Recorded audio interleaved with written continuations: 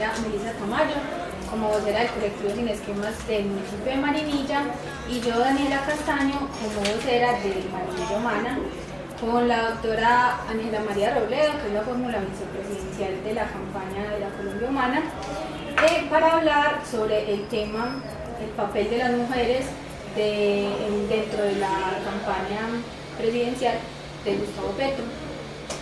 En este sentido, pues le queremos agradecer mucho por habernos abierto el espacio. Para nosotros es muy gratificante tenerla con nosotros y bienvenida pues al espacio de nosotros acá. Pues muchas gracias, gracias Daniela, gracias Melissa. Bueno, y aquí a nuestro camarógrafo también un agradecimiento.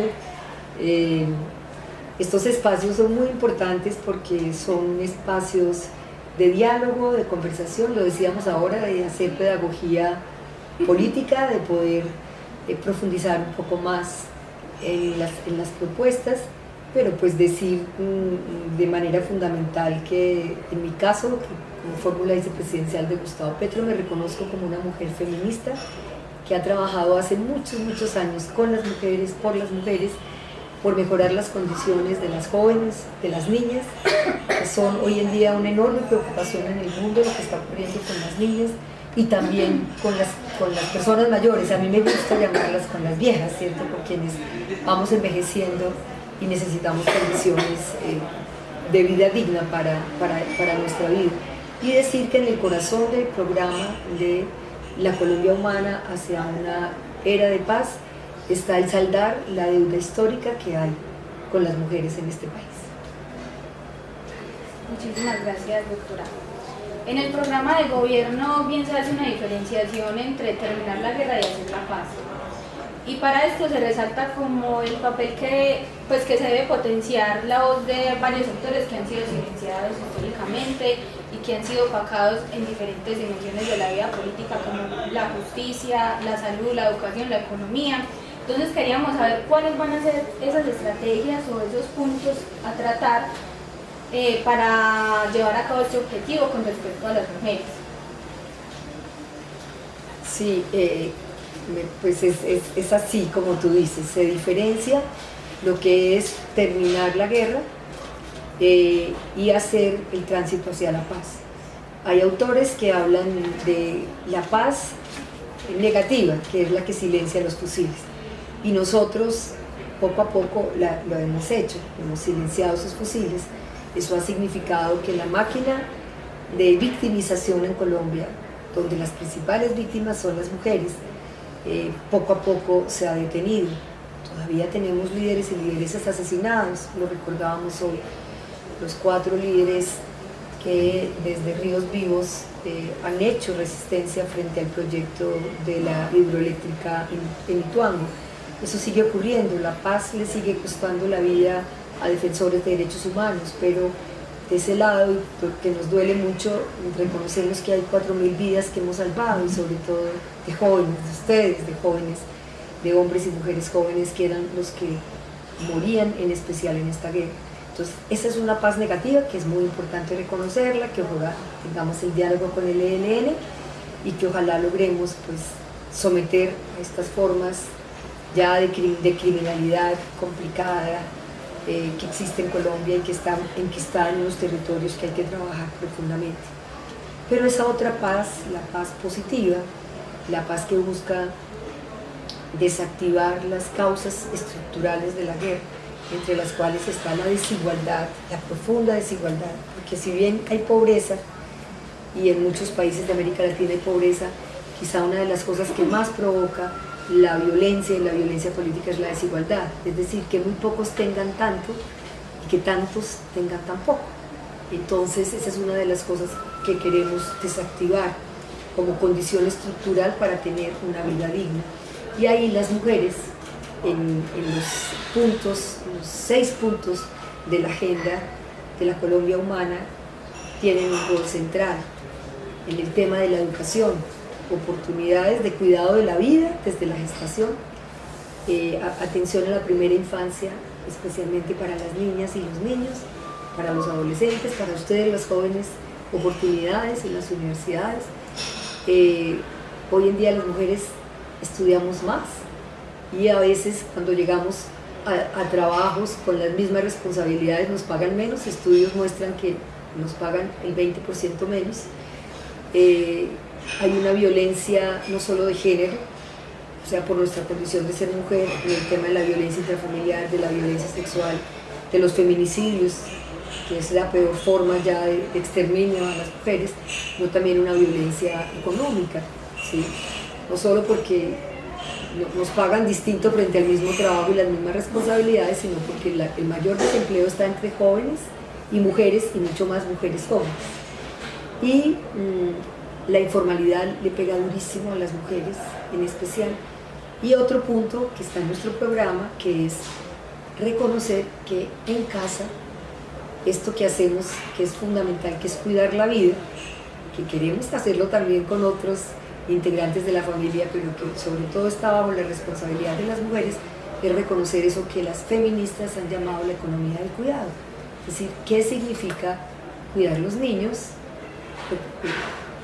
preparar la casa y animar la economía en un país como estos? Entonces ahí también queremos reconocer la condición de millones de mujeres, amas de casa, que dicen que usted no hace nada, no, hacen un trabajo importantísimo de cuidado. Entonces en el tema de educación, en el tema de salud, por supuesto, hacer todo esto que significa promover y prevenir enfermedades, estilos de vida, proteger la vida de las mujeres, en especial en momentos tan cruciales como la gestación. Y en el tema de la economía, pues una profunda reforma al campo. Tenemos uno de los sectores más rurales, más desiguales del mundo, con un Gini de 0.90, donde 1 es la desigualdad total. Y queremos entonces en este ejercicio de redistribuir la tierra, que las mujeres campesinas, nos preocupan mucho las mujeres rurales, las mujeres campesinas puedan ser, ojalá, las de la titularidad de la tierra. Ahí están las mujeres. Y por supuesto mujeres participando en política, en el Congreso, en la Asamblea, en los consejos, invitando a ustedes, mujeres jóvenes, a que arriesguen en la presidencia. Yo ahora acompaño a Gustavo y me siento muy bien. Ojalá la próxima, dentro de 4 años, tengamos una mujer presidenta, eso sería maravilloso. Y animando en estas salidas mías a las universidades, donde me encuentro con tantas y tantas jóvenes como ustedes, a que tenemos que arriesgar. El mundo de la política ha estado desde la casa. Las feministas decimos, hacemos política desde la casa. La casa es el primer escenario democrático, lo debe ser, pero hay que remontar también a otros ejercicios, no solo en el sector privado, no, en el sector público, y como dices tú, en la presidencia, y más que en la presidencia, que eso es muy importante, muchas mujeres participando en política. Bueno, tú mencionabas ahora el tema de la tierra y de la mujer rural, y sabemos pues que incluso el tema de la tierra es uno de los temas que más han estado tocando los candidatos, por lo que ese punto o es uno de los factores que han generado el conflicto en Colombia, ¿cierto? Es importante el tema, pues hay ese pequeño detalle que no es tan pequeño. Y sabemos que la mujer rural ha sido también víctima y ha tenido múltiples violaciones a sus derechos humanos, como el despojo de sus tierras, como el incluso no ser ellas las poseedoras de la tierra, la desaparición de sus cercanos, incluso de ellas mismas, y el otro sinnúmero de violaciones a sus derechos. Y sabemos entonces que en la Colombia Humana ustedes tienen varias propuestas para combatir un poco esta problemática. Entre esas está la tenencia de la tierra y la titularidad, como lo mencionabas ahora, el acceso a los créditos, y hablaban también de un sistema nacional de cuidado para ellas, ¿cierto? Entonces nos gustaría que profundizaras un poco más en estas propuestas, cómo se desarrollaría un poco todo esto. Nosotros hemos dicho con Gustavo que la paz, más allá del acuerdo con las guerrillas, con los rebeldes, que es importante, no negamos que no sea importante, es un acuerdo y un consenso entre la sociedad. Y como bien lo dices tú, el origen de este conflicto, Colombia ha sido un país de guerras, ¿cierto? Casi que uno dice que por algo García Márquez escribió 100 años de soledad. Pasamos del siglo XIX al siglo XX con una guerra, la guerra de los 1000 días, y del siglo XX al siglo XXI con una guerra de guerras, como lo llama González Sánchez, el profesor, el historiador, director del Centro de Memoria Histórica. Entonces, muchos años, claro, periodos de paz, pero sobre todo unos años de guerra que han afectado en especial a las mujeres. En el registro de víctimas, que hace un corte en los 80, y que es el registro formal, pero puede haber muchas más víctimas, el 60% son mujeres, niñas, jóvenes y personas mayores y viejas. Y el primer territorio de guerra ha sido el cuerpo de las mujeres. Entonces eso tiene que ver con todo lo que tú señalas, que es la violencia sexual, y que ahí, ¿cuál es la propuesta frente al tema de la violencia sexual? Aplicar una ley que trabajamos con Iván Cepeda, la 1719, para que no tengamos que seguir contando mujeres violadas, mujeres acosadas, mujeres que han tenido que abortar de manera forzosa, sin querer, o fertilizadas de manera forzosa como parte de la estrategia de la guerra, y que esa ley se aplique, y que cuando sea un hecho sistemático y generalizado, se clasifique como un crimen de lesa humanidad, quizá como lo que pasó con las mujeres en Bahía Portete, en La Guajira. Entonces, ese es un tema. El otro, las mujeres son de una dignidad impresionante. Yo siempre digo que transitan de un profundo dolor a una enorme dignidad y a ser política. O sea, su dolor se vuelve un hecho político. Y hoy tenemos cientos de mujeres organizadas en el sector rural buscando hacer realidad la ley de mujeres rurales. No hay que inventarse nada, está ahí, hay que aplicarla. Y la redistribución de la tierra. Son cerca de 800.000 familias, campesinas en este caso, sin tierra, y las más afectadas son las mujeres, porque son mujeres que se levantan a las 3 de la mañana, como veíamos ahora en el video, se acuestan a las 12 de la noche y necesitan, por un lado, que ese trabajo sea reconocido, ya entrando al sistema de cuidado, tenga redistribución, es decir, que eso se constituya en un piso de seguridad social para ellas, ¿cierto? Para muchas mujeres que hacen 2 y 3 jornadas, y que se reduzca el peso del trabajo. ¿En qué sentido? Hoy mujeres de La Guajira tienen que caminar horas enteras para encontrar algo de agua contaminada, lo que sea, pero hay que hacerlo. Mujeres cercanas acá, seguramente en Antioquia, algún municipio que no tienen agua, no tienen esto que tú abres y sale el agua, no, tienen que caminar horas, eso hay que reducirlo. Y por el otro lado, todo lo que significa el peso del trabajo doméstico, lavar, planchar, que en el mundo entero hay propuestas de lo que llaman línea blanca, que es aliviar con una lavadora o con un buen fogón todo el peso de la carga de trabajo de las mujeres. Eso es un lado de la economía del cuidado. El otro es el Sistema Nacional de Cuidado, que es la organización en esquema público-privado de todas las instituciones que soportan la educación y el cuidado de los más pequeños, de los enfermos y de los viejos. En Bogotá se hizo, en Bogotá se avanzó. Teresa lo decía ahora en la presentación, ella como secretaria de Integración Social, ellos tenían un programa de apoyo a cuidadores y cuidadoras en ese sentido, pero aquí lo queremos a nivel nacional, organizado, fortalecido, pero decimos no es solo el sistema como tal, sino todo lo que trae reconocer que nosotras aportamos a este país en riqueza 123 millones de pesos. Antier, en el debate que hubo con mujeres en Bogotá, Gustavo Petro se comprometió a que ese aporte iba a entrar a las cuentas nacionales. Es decir, no solo decir, uy, todo lo que aportan, todo lo que hacen, no, eso qué va a significar en términos de riqueza para el país. Diría entonces que esa es como la manera muy centrada en las mujeres rurales, pero el alivio en el tema de cuidado para las mujeres rurales también tiene que estar para las mujeres urbanas.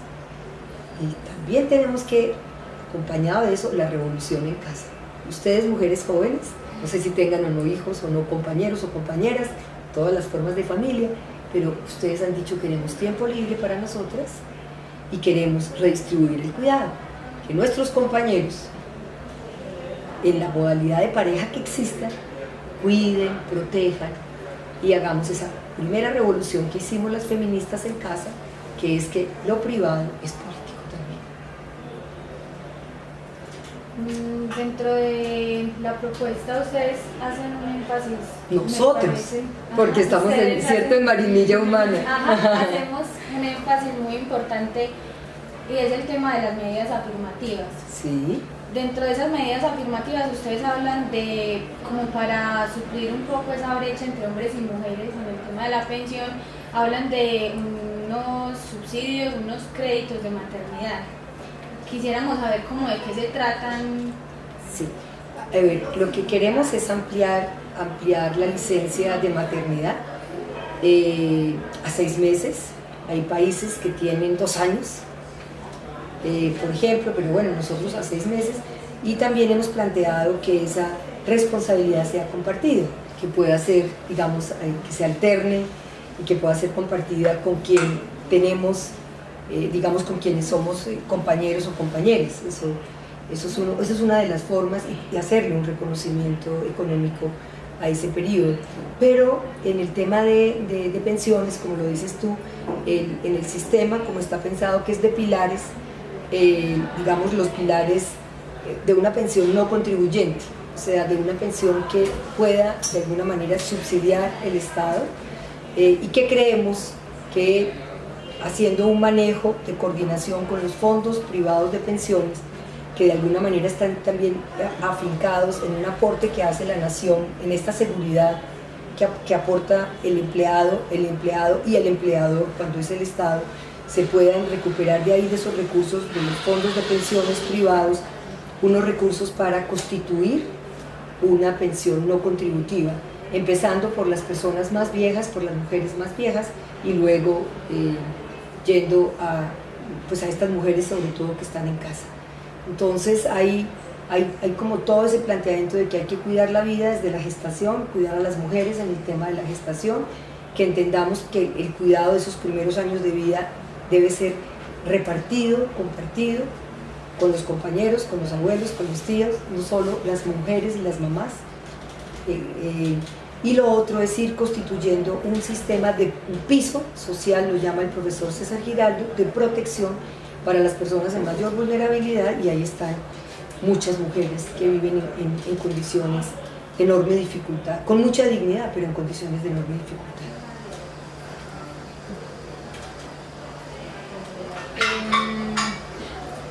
En el punto 6, ustedes hablan de un país diverso y multicolor que supera la discriminación. Hacen énfasis en las violencias pues, que ya hemos venido conversando que nos han tocado pues, a las mujeres. Y las preguntas serían, ¿cuáles son las estrategias que van a utilizar el programa de la Colombia Humana para dar cara a esta realidad que garantizará la participación política de las mujeres en los diferentes espacios, como lo veníamos mencionando, pero es cómo llegamos pues allá? Y en estos términos laborales, ¿cómo hacer para que se efectúe la equidad en términos laborales? Por lo que ya mencionábamos que había una brecha y una prioridad, o se le facilita más a los hombres, incluso en términos económicos, seguimos siendo mal pagas en el trabajo, hay una brecha ahí también muy fuerte. Bueno, el tema de la violencia intrafamiliar y la violencia sexual contra las mujeres, es decir, las llamadas violencias de género, tienen dos exigencias. Por un lado, el cumplimiento de la ley. Ya tenemos leyes, hay que hacer cumplir la ley, es decir, las leyes tienen que pasar del escritorio al territorio. La 1257 por una vida libre de violencia, la 1719 para impedir que el cuerpo de las mujeres sea territorio de violencia, y una profunda transformación que yo diría que empieza en casa, en los medios de comunicación, en la escuela, que empieza a señalar, digamos, el límite de que este cuerpo de las mujeres, de las niñas, de las jóvenes no puede ser ni violentado ni maltratado, y eso, digamos, es como un elemento. Y lo otro es fortalecer la red de comisarías de familia. Las comisarías de familia son el primer espacio, eso está comprobado por muchos estudios, que buscan las mujeres en especial cuando se produce un episodio de violencia intrafamiliar o de violencia contra las mujeres. Y no funcionan, son débiles, hay que fortalecerlas. Como un primer punto, como un segundo punto, establecer trazabilidad entre lo que se denuncia en las comisarías y se constituye en un delito, y la información a la fiscalía para que no ocurra lo que muchas veces ha pasado en tantos lugares. Aquí ustedes tienen una tasa de feminicidios altísima, de que una mujer va, denuncia, encuentra a un funcionario que no le cree, que no piensa que es importante, que vayas a la casa y concilie, mijita, ayude, y entonces se va escalando esa violencia, y después cuando ya llega la boleta de la comisaría para que vaya a declarar, ya la han asesinado. Entonces eso hay que mejorarlo, o sea, el sector justicia hay que hacerlo, una profunda transformación cultural que empieza en casa, y los medios de comunicación, digamos, todo ese tema de lo que se llama hoy en día la educación de las emociones, para que en especial las mujeres tengamos la capacidad de alertarnos internamente y compartir, no sentirnos solas, que algo está pasando mal en las familias, en los hogares, y poner un freno a la violencia. Lo del tema económico, pues nosotros pensamos que hay que mejorar las condiciones laborales.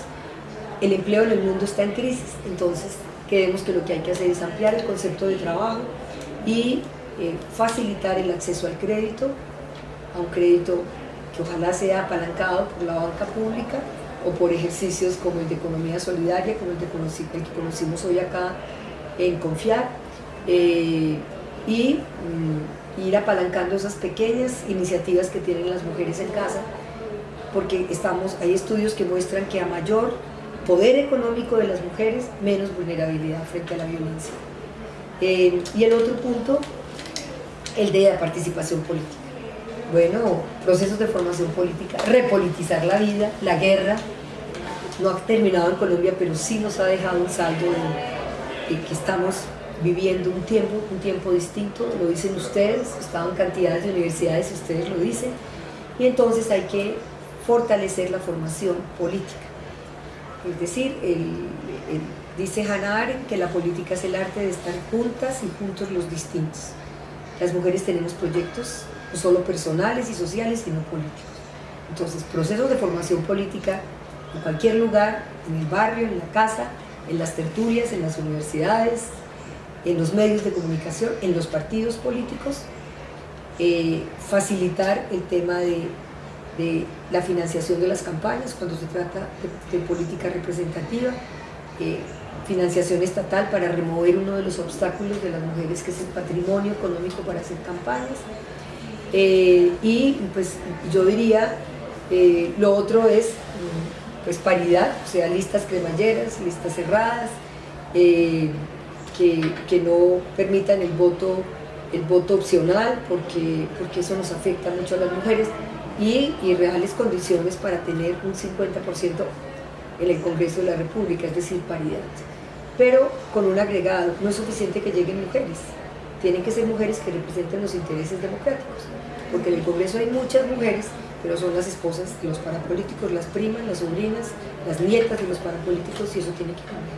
Y la invitación es a que ustedes hagan política, como lo están haciendo, estos medios ayudan, y que la tarea con las mujeres, que para nosotros está en el centro de la Colombia humana, sea una realidad el próximo 27 de mayo. La invitación es a votar copiosamente, a cuidar los votos y a hacer realidad, cambiar la historia de Colombia. Por ver un país mejor y por un mejor mañana, mi voto se lo daré a la Colombia más humana. Bogotá ya lo vivió, un gobierno para la gente, el pueblo se lo merece, Gustavo Petro presidente.